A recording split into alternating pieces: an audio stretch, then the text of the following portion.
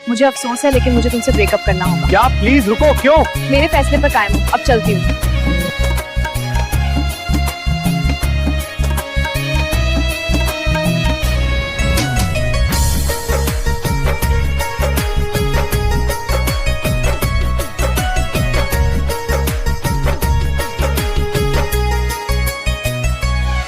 तू तो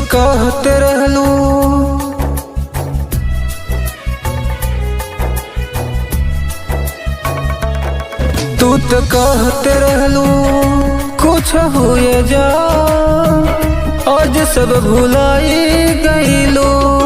तू तो कहते रहलू कुछ हुए जा, आज सब भुलाई गईलू।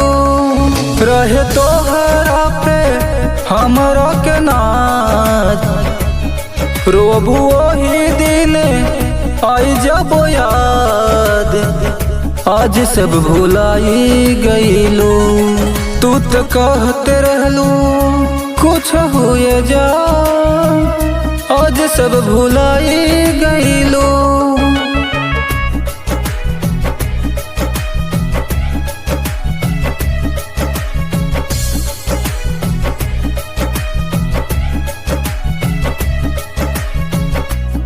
झूठा प्यार के वादा करके जाल में फंसैलू। अरे झूठा प्यार के वादा करके जाल में फंसैलू। का बताइए करे जा, तू तो जीते जी मुआ देलू। प्यार झूठे रहे जाने जाते,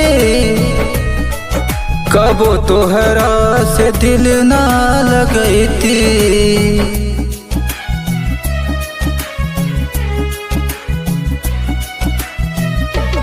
जान सा तो जन्म प्यार करती, यदि हमरा के धोखा न दे तू। संग संगे घूमल सगरो ये जान, आज सब भुलाई गईलू। तू तो कहते रहलू कुछ हुए जा, आज सब भुलाई गईलू।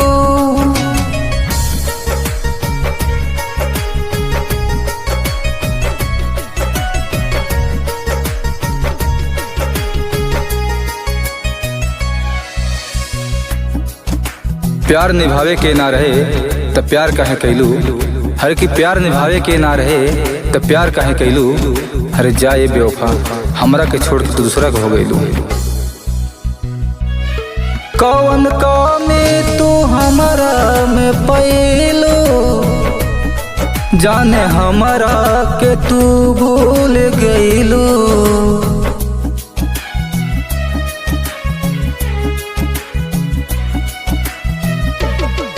अपना अंगद के दिलवा दुखैलू, क्रिया खाइल तू सगरो भूलैलू। भल कितनो मिल है तोहरो दीवाना, तू हमरा लेखा नहीं पैबो। तू तो कहते रहलू कुछ हुए जान, जा कबो नहीं याद आईबो।